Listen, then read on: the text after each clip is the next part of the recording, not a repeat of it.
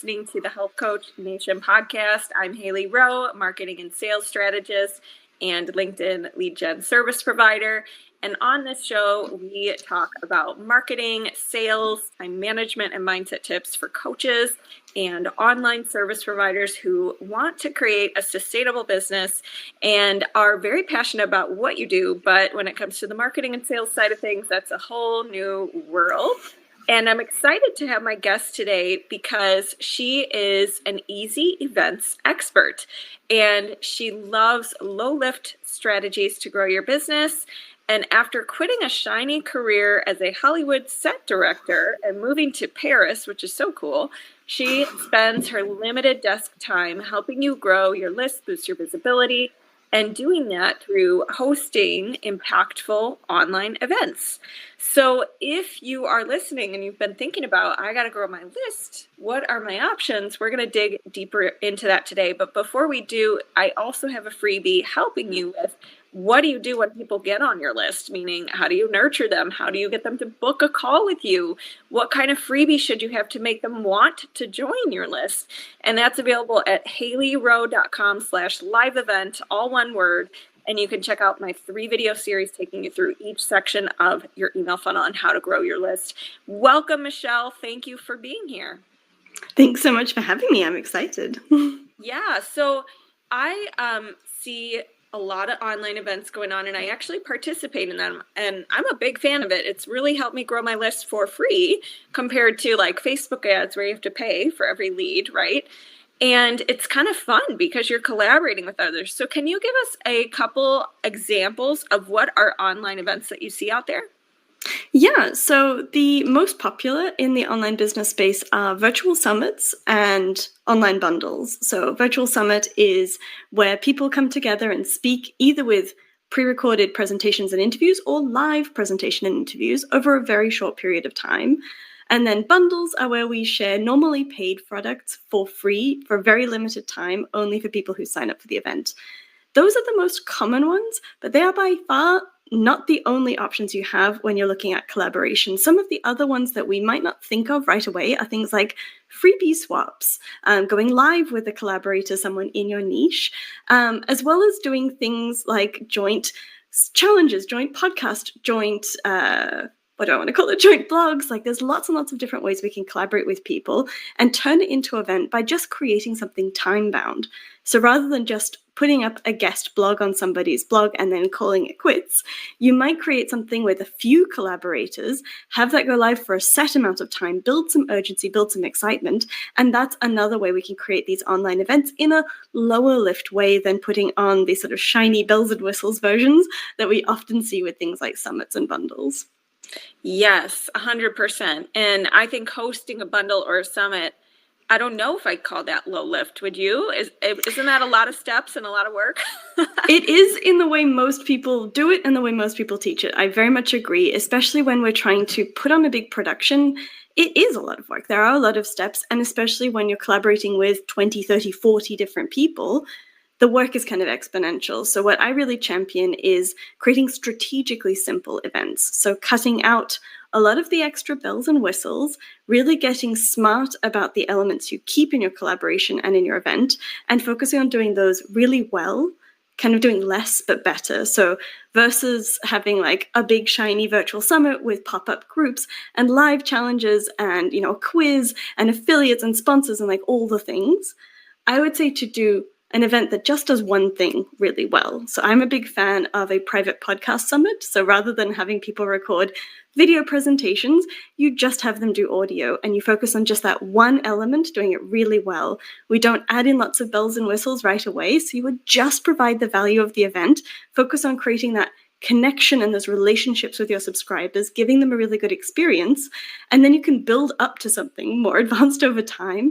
But I think if you start out with something like a big whiz bang bundle and summit where you're doing, so many things that take 6, 7, 8 months to put together, most people are going to get overwhelmed and give up before they even get going. So that's why I really champion these like smaller, more intentional, more simple events to build up that momentum and to host more of them over time as well.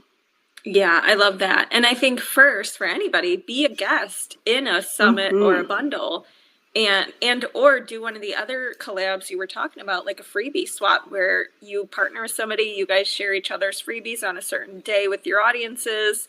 And that's a great place to start and ease in, and then keep, maybe one day you do host your own event. And what would you say to people though, because this is a common thing I hear?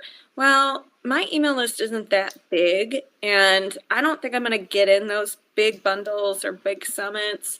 And, I don't know who's really going to want to collaborate with me because my list is so small that I don't really have much to offer. So what do you say to those people? Yeah, I mean, we all start from somewhere. So just know you're not the only one. We've all done it. But you also have a lot more to offer than just your email list. So don't count yourself out if you're just getting started. As you said, there are other ways to collaborate, like a freebie swap, starting small, maybe with 1, 2, 3 people and pulling something together that, brings together, yes, your smaller audiences, but altogether that has more momentum than just you on your own.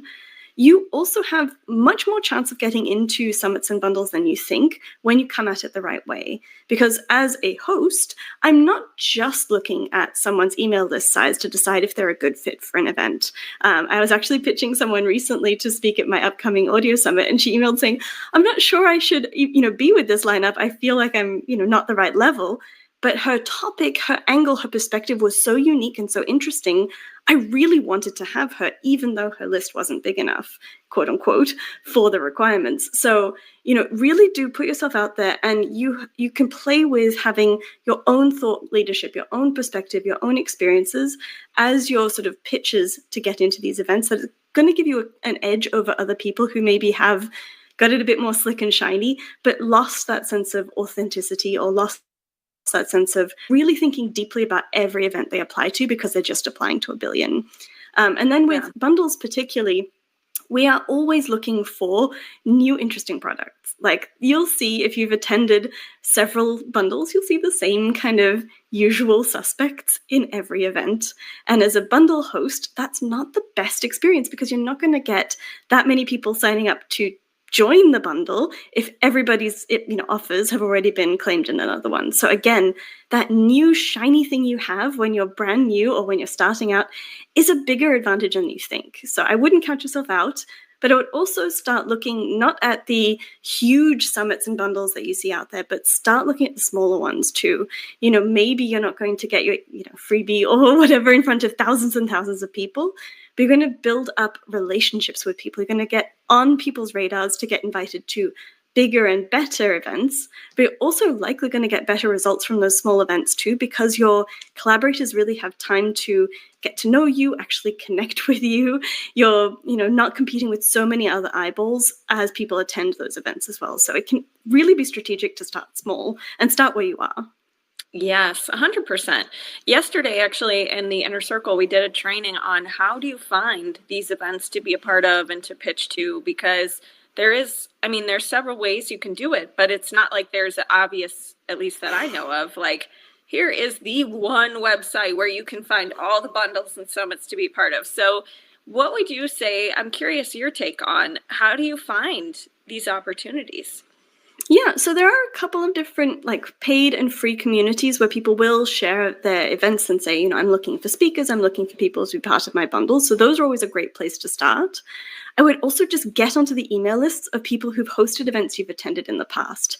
If you see someone in your niche and you're like, gosh, one day I'd love to be on their list, be on their list of people to participate in the summit or the bundle they host, get on their email list, follow them on social, start up that relationship. And I'm really a big advocate for starting the conversation, building the relationship. And when the time comes, that pitch is going to be received much better if you've built that relationship first. So, look for people who are advertising, but a lot of the best events aren't going to have just open applications all the time. So it's about finding the people who do these events, building relationships with us, and then we have you on our kind of digital Rolodexes ready to start approaching you when we have the next event too. Yeah, so simply starting to market with people to network, I should say, with people who have a complementary service to you, right? So would you agree that that would be a good start? Because it's not like, it's not like every bundle or summit person puts in their bio, like, I host summit and bundles. You kind of have to dig deeper. Would you agree? Yeah, I would say also you'll see people who are kind of in other people's events, often a couple of months or years down the line, start to host their own. So you'll see sort of as you're paying attention to it now over the next few weeks and months, you'll see names pop up. You'll see the same people kind of come through, and it's actually a much smaller industry than you think it is.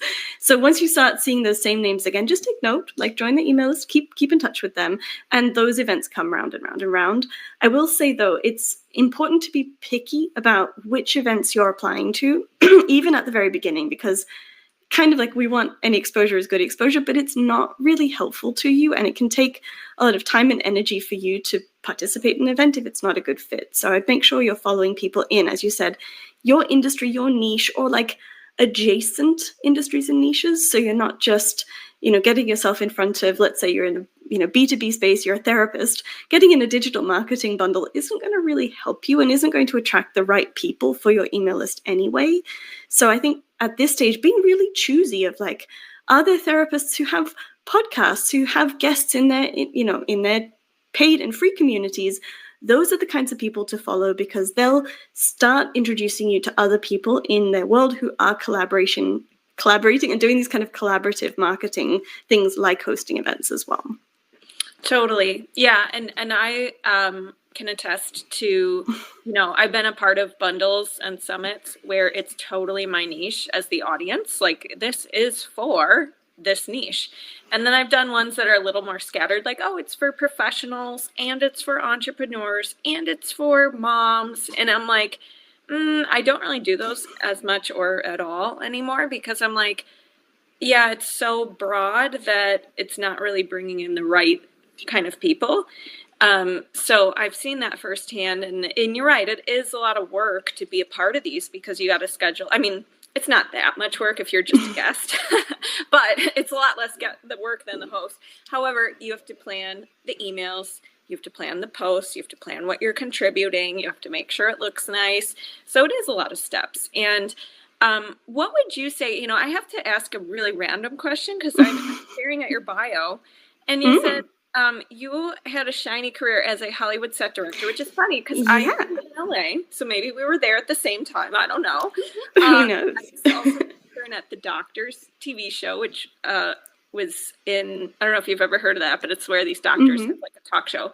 And I loved it, and I did that in college, but you then left that and moved to Paris and became an entrepreneur. So tell me about that. What was that all about? Yeah, so I had like stars in my eyes my whole childhood. I knew I wanted to work in the movies.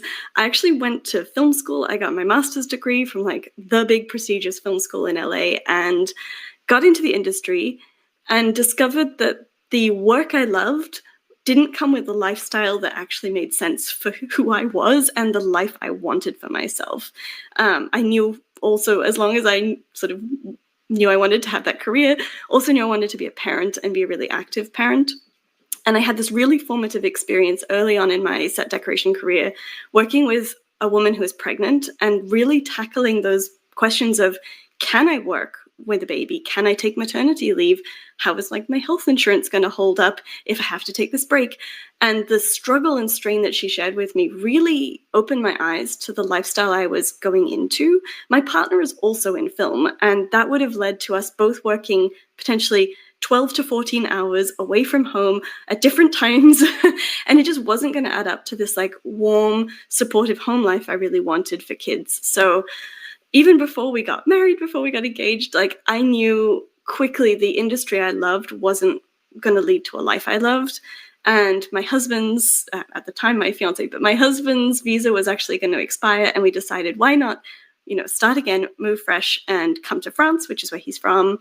And I used that transition to really help me restart things, like figure out how to transfer the skills I'd learned in the film industry, which was a lot of production and planning, logistics, but also the creative side and the storytelling, how to like translate that into something that was going to work around my family life. And I actually started that process before I got pregnant, had my son.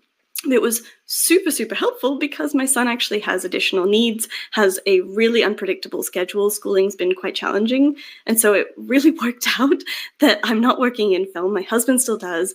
And I just could never see this working if I was also away for months and months on end as well. So it was sort of a happy accident that this ended up this way, but I think I knew in the back of my head that I wanted to be a really present parent, and I had a kid now who needs me to be a present parent. So I'm really, really happy with that transition, even though I still feel a bit guilty having left that career behind when I did this big fancy degree in it. Oh, yeah. Well, good for you for seeing that early on and deciding to pivot and giving yourself that time instead of working backwards. Like, oh, now I have 2 kids and now I got to get out of this, right? So good for you. And I'm sure that was scary.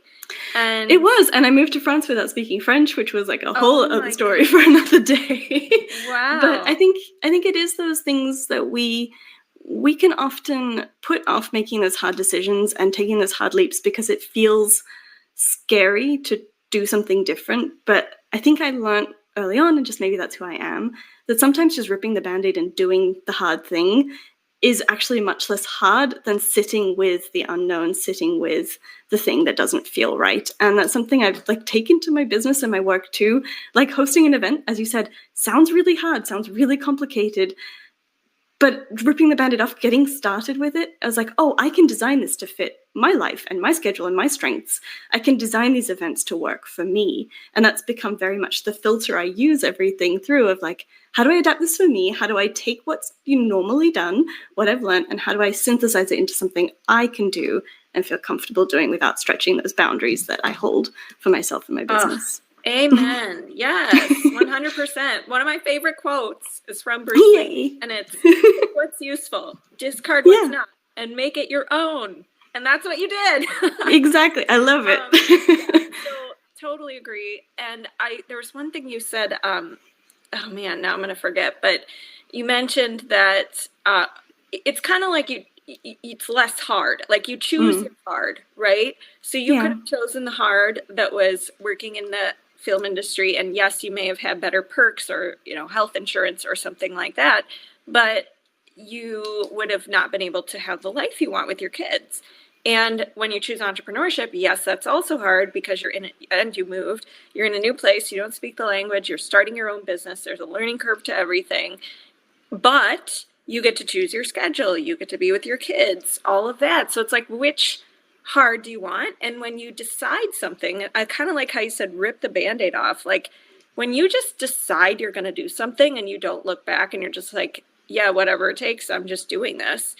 It does make you think and act in a different way than if you're still in the wishy. I think it's actually way more hard and exhausting when you're in this wishy-washy, well, I might do it, but I might go back to the film industry and this might go well, but yeah, and that's exhausting, right? Would you agree? How do you stop yourself? You picked my favorite quote, actually, is choose your own hard. And I think it's the act of choosing. We have so... Oh, shoot, you froze. What we want to do. I think there's something so... Pause. Oh. I'm sorry. You froze up. No. So sometimes StreamYard doesn't like when we move too much, so I apologize. Okay, I'll try and keep my hands still. So go back to, you said you like the quote, choose your heart, and then it cut out. Oh, yeah. I love that quote because it's about choosing. Yes, you have to choose. Everything is hard. But I think the fact that you get to choose, you have so much more say in what you're doing, how you spend your time, the challenges you face when you pick something, as you said, rather than just sitting in this unknown, wishy-washy space. I think there's something much more empowering and something much more proactive of just picking something and working towards it and setting that goal for yourself. So yeah, 100% agree. I love that we picked each other's favorite quotes. Yay. Yes. Okay. So tell me a little bit too about when you are trying to grow your list, is there anything we missed that you want people to know? Yes. So growing your email list is great. And, once you figured out how to make those subscribers come in, it's not that hard to keep that wheel turning. The tricky part is keeping those people engaged, opening, and interested. And as you said, that's what your freebie does. But I would say events have this untapped opportunity to help you do that too. especially when you're hosting an event. You can create events, yes, very much to grow your email list.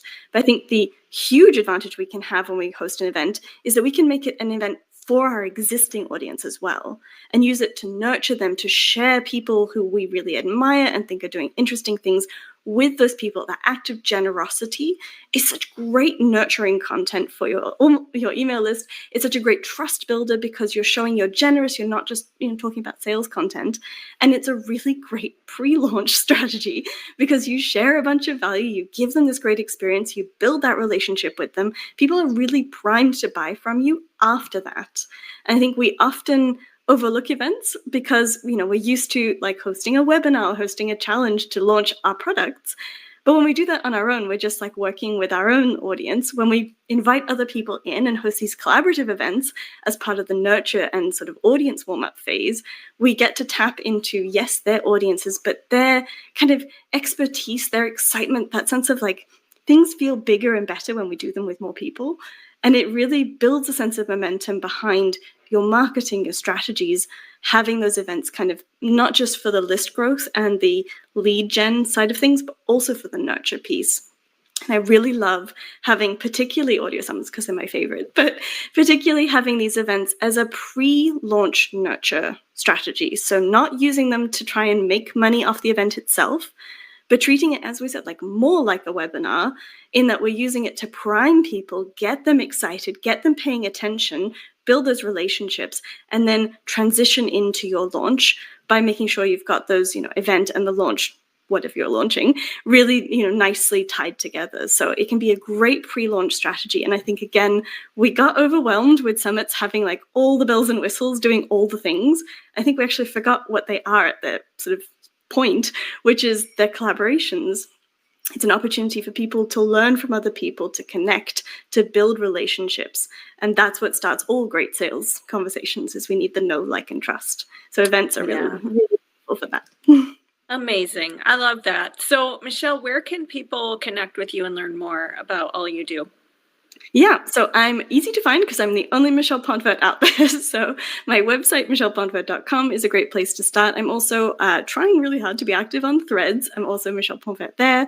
I have a podcast, I do YouTube, I have blogs. Like, I'm all about the long form content. So you can find me, find all that on my website. But if you want to hang out on social media, I'm mostly a Threads girly. Okay, I'm loving Threads too. It's so fun. Yeah, it's nice. So easy. It's a nice so community. in and out. Yeah, and it's not like it's just short posts, and it's not like reels, and it's just kind of fun. It feels also less like tortured by the algorithm. I find you have a bit more say in what happens there. I agree. Okay. So, great. Everybody check her out. And wait, where are you originally from? I'm just curious. Yeah, my accent always confuses people. So I'm born in Australia. I moved a ton. I did my studies in America and then been in France now 14 years. So this is home now. Cool. How fun. Well, we love that. So check her out. And then if you're also listening to the Health Coach Nation podcast and you like the show, feel free to leave us a written review. We really appreciate it. And who knows, maybe there'll be some giveaways coming soon if you leave a review. Thank you so much, and I'll talk to you soon.